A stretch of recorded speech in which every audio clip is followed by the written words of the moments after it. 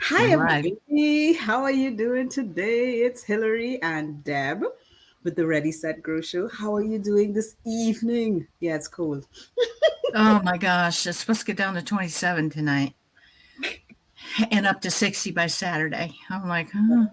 Yeah, That's chilly. That's chilly. yes, it And is. we are continuing this wonderful series. So, this month, as you know, we are going to be talking about and continuing to talk about that 12-point checklist to start your business online. And just to recap, last week, we talked about the idea, your idea, getting your idea ready. And this week, we're kind of going into a little more things that you need to do. All right. So if you didn't catch last week, so go back into our YouTube channels, go back on Facebook and look at it. All right. We'll be nice and we'll put the link here for you when this one is finished. All right. Right, right. And that's the thing, we are building. We're into week 2 of 5. So Yes.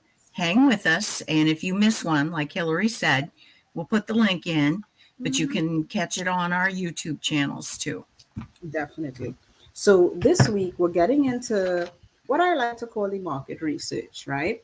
And this is a piece where all business, you come online, and especially in online business, if you miss this piece, just like any other business, you're going to miss a big chunk of it. And step 4, it's kind of like starting your competitive analysis. Let's call it that, right?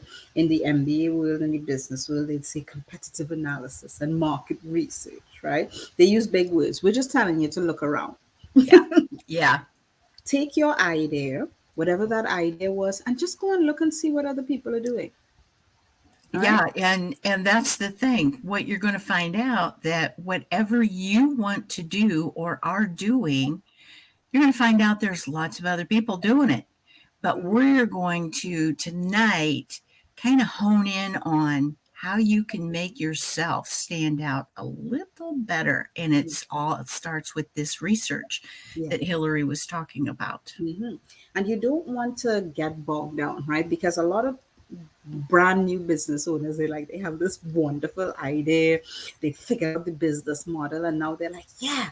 And then they, out of curiosity, they go and they start to look around. They don't do it intentionally. And this is where I want you to make the difference. Where don't go and look out of curiosity at what other people are doing with your idea. Because 9 out of 10 times, sometimes that could discourage you because you're like, oh, well, there are like so many other people doing this. Hmm. No, that's not what you want to do. All right. You don't want to get discouraged because guess what? There has been no new idea in I don't know how many ever billions of years. All Right. right. And so basically, what it does is it tells you that, hey, your idea will probably work because it's working for other people. It's a good idea. So it kind of confirms that a good idea that you have. All right. So don't get scared when you go looking around and you're seeing all these other players. You want to gather all the information on these other players. All right. Yes, they may be in the general idea, but get all the information, who they are, what they're doing, what's their age, and all of these type of things. Just gather information. Just Hmm. keep gathering, gathering, gathering. And one of the things that Deb and I we were talking about earlier is that when I was looking, when I was doing this step myself, we had some advice in terms of going and actually looking at Amazon reviews, right? And Amazon reviews, they give you an idea of, like, so for example, you want to write a book, you want to write a book about something. Well, you go on Amazon and you search for the title of the book, right? And you may find hundreds of books. So this is what we mean by take a look around. Okay. Right. So you want to write a book for somebody, you go and you search how many people have written on this topic. And then you will be like, oh, there are like 500 authors who've written about this topic, and you start to get scared. But then you start to go through the reviews of like the top 10, and you realize, oh, they were missing something here. Oh, Hmm. they didn't take this angle. Oh, they weren't speaking to these people. Oh, and then light bulbs start to go off. Yep. What do we mean by looking around? Okay. Yes. Yes. And it also helps you because you are looking and finding things that you would bring to it. You would uh, present, so to say, it's like your uniqueness is starting to come out. You are going to be doing you. There's only one you. So it does not matter how many other people have done something. There's only one you. And there are people that are only going to listen to you. Oh my gosh, I like her or him. Oh, they say some really good things. That's your target market. And Mhm. they're out there. They are out there. But you also, we talked about this too. You have to be careful of what they call the scroll hole. You can look and you can, and it will suggest, well, go here and find out more, or go there and whatever. We both have done it. And before you know it, you're 2 hours. Oh gosh, I need to get back to what I was doing. So Yeah. you just have to be real careful with that. Yes, yeah. And that's why I mentioned that word intentional earlier. When you're doing this research, you have to be very intentional, almost like, and I love my spreadsheets, right? So if you're doing any research, I like to put things in spreadsheets and like have categories and headings and put my numbers in. If you approach it like that, you're less likely to go down the rabbit hole because you know you've got a spreadsheet to fill out with information, Mm-hmm. right? And that leads us kind of like to step number 5. So 4 is just gathering the data and taking a look around. Once you have your like spreadsheet filled out, you want to start analyzing kind of what you've put in there. And Mm-hmm. as you start analyzing, this is kind of like a dance, all right? As you start analyzing some of the information that you have there, you might find yourself going back and looking at some more information, all right? Very important because you want to know who are the top players. So let's take the Amazon reviews, right? You're writing a book. And remember, I said, let's look at the top 5. Well, how do we know they're the top 5, or how do we know they're the top 10? All right.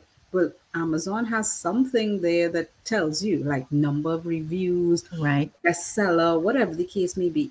So then you want to pull those people out and start looking at what they're doing. Now, yes, I'm just focusing on Amazon book, but you could look at any, like, think of your business, what your business idea was, and you're going to do the same thing. All right. So if you were going to sell hardware items, or like if you're going to open a hardware, let's just say you're going to open an online hardware. Well, who are you going to look for as an example? Who Exactly. you're going to Yeah. look, I don't know who they are here, but like, They would be like hardware store people. yes, exactly. Like loads, right? I'm trying to think of like Mhm. a popular name that I always hear. Or what's the other one? Ace, right? Ace Right. is a place that, right? So Yep. the ad, right? So you're gonna look at what they do and try to analyze what they're doing. What are they doing? How many ads are they putting out? What type of free gifts are they doing? What type of offers? That's when you want to break down, what are the things that they're doing? What are the strengths? What are the weaknesses? And Right. And oh, yeah, that will give you a clue of their business model. I was clueless when I first started. It's like, well, you got to have a business model. What the heck is that? This is what I want to do. And, but when you read about and everything, get your statistics, you will start to understand what their business model is mhm, and how they're doing things, how they're creating a revenue, and all that, all those details that you need to know mhm. so you can get started on the right foot. Yeah, definitely. Like, in the digital space, sometimes just looking at somebody's social media feed, you get a kind of idea of what business they're in. All right. And you you understand it's like they're either in the relationship building, one-to-one relationship building, or they're in, the B2B, where they're a business owner offering business services or maybe high level business coaching. And you kind of could get an idea of that business model Mm-hmm. just from somebody's social media feed, all right? And then that gives you an idea of, okay, what do I want to do? Can I do that? And is this something that I want to follow, basically? You know? Right. And what that does is it helps give you value and how you can transform Hmm. some of the ideas and information that you get into what you want to do to draw your target market. Yes, and that is very important because one of the things that I remember with that whole Amazon example was that when you look at the Amazon reviews, you always see what's missing because people who leave reviews, they leave reviews. They're like, well, this chapter covered this, but that's been covered so many times before, and they didn't talk about this. And you're like, ding, ding, ding, they didn't talk about this. Okay, so I'm going to talk about that. All right. Right, right, exactly. And that's where your value comes in Comes in. because you've picked up on a piece of value that they didn't give. Didn't, right? And the thing is, it's like it's all comes from this overarching idea. No idea is necessarily new, but understanding maybe your competitor's target audience is going to be different to your target audience, right? And then you're going to deliver things, as Deb says, you're going to deliver things differently. And this is what leads to the uniqueness, which is Mm-hmm. step 6. All right. Yep, So this whole research and analyzing and understanding your competitors actually has led us to how you are now going to craft your unique selling position, right. not opposition, your unique position in a seemingly crowded marketplace, Mm-hmm. right? So if Yep, you've done, as Deb said, if you've done your homework well, whether it's similar, whether it's the same product, the same service, you are going to find a way to differentiate yourself based on the information that you've gathered. exactly. Yep, Yeah. exactly. And as Hillary says, that leads to your uniqueness, which leads us to step number 6, the uniqueness of you. You Mhm. know, there's only one you, there's only one me, one Hillary. We're all unique. And because you've done your homework and looked at things and, oh, they forgot this, they forgot that, whatever, that's how not only do you bring value, but you also bring your uniqueness because it's your voice. It's your what do I want to say? The way you speak. You speak differently than what I speak. Uh, Hillary's got an accent. I don't. Exactly. And one of the things and one of the tips that we want to leave you with here with identifying uniqueness, and this is an iterative process. I would say you could always go back to it, take different leaders, different competitors, but Right, always identify 5 different things that stand out that were either missing or that you could put a new twist on. All right, 5 to 6 different things, because that not only helps you with your marketing of your business, but it also helps you with the actual product, the development of the product. Okay. right, The other thing that you want to differentiate yourself around is the different pricing possibilities, right? So you've got an idea and you're selling a product or service, right? And you want to be able to differentiate yourself. Well, maybe some people, like for example, I'll give you a great example. Um, this these we see it in our news feeds all the time, social media templates. All right, for whatever reason, and I'm sure this person did this type of research. But when you go to their sales page, they only have 2 options of how you can buy their services. Now, they list it to you as a monthly fee, but it's either quarterly or annually.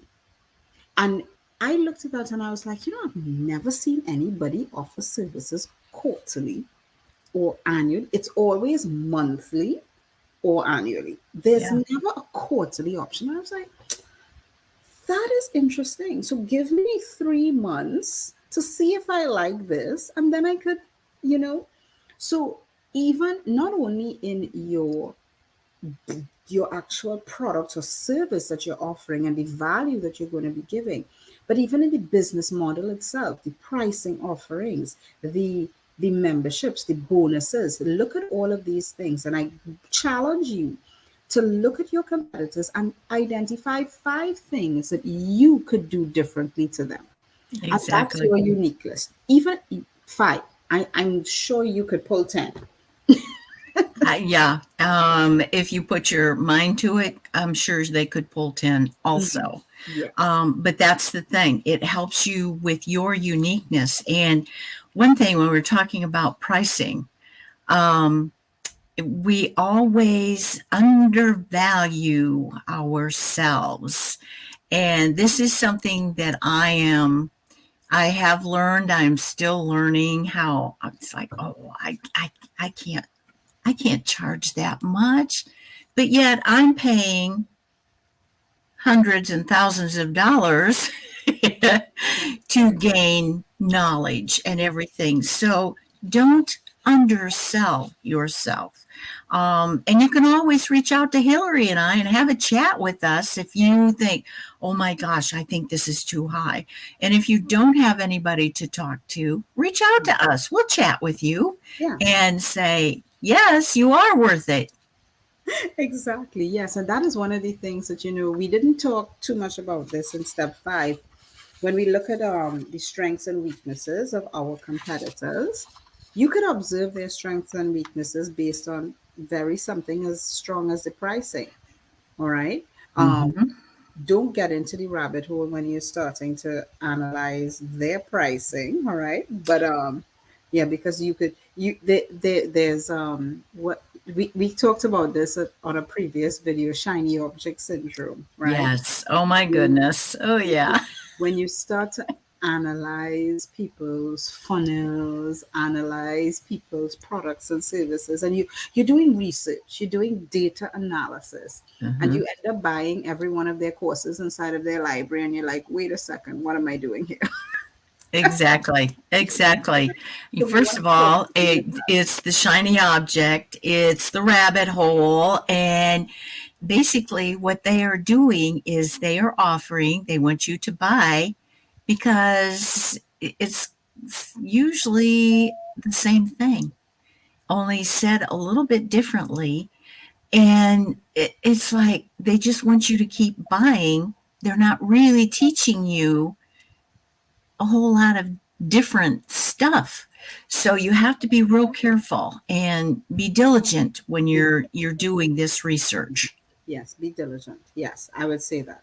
Right? So that is what you want. That's the process. And this, a lot of people kind of get stuck. And this is one of the things that we wanted to caution, not only the shiny object, but don't get stuck in this process, because this could be very similar to when an entrepreneur gets stuck in learning mode.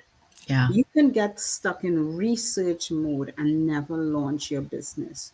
We right. want you to put on the blinders and be very tunnel vision in figuring out what it is that you need to figure out. You need to know who your competitors are. Check. You need to know what they do, how they price, what's their target market, who are they speaking to, how have they delivered it. Did they do it via videos? Did they do it via ebooks? Did they do it via webinars? Did they do it via workshops?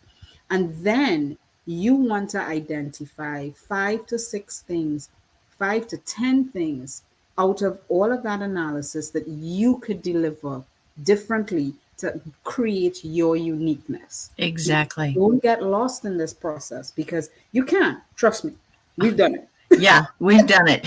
For sure, we've done it. We've done it. And then maybe, I don't know, 1,000 grand later, you'd like, wait a second. I'm supposed to be doing research. Yeah, Right? yeah. 1,000 grand. Oh my goodness. Sorry. That's a big number. Yeah. So, and that's the thing. We wanted to give you these 3 tips for your uniqueness to let you know, yes, you are unique, but this is how you make your business unique compared to everybody or whomever, not everybody, obviously, but whomever is doing basically what you want to do, how to make it yours. And you don't have to worry about Tom, Dick, Joe and Blow Harry. over here and Susie Q over there, and you just worry about yourself. You work for yourself. You work for your target audience. Definitely. Yes.